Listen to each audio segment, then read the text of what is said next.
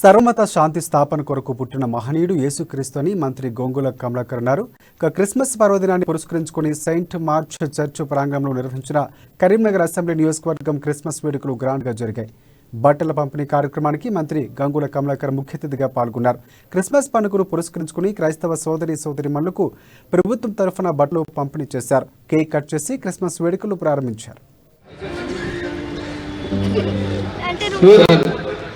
తెలంగాణ రాష్ట్రం కరీంనగర్ ప్రజలే కాదు, తెలంగాణ రాష్ట్ర ప్రజలే కాదు, భారతదేశ ప్రజలే కాదు, ప్రపంచవ్యాప్తంగా ప్రభు అయిన యేసుక్రీస్తు యొక్క జన్మదినాన్ని అంగరంగ వైభవంగా జరుపుకుంటున్నారు.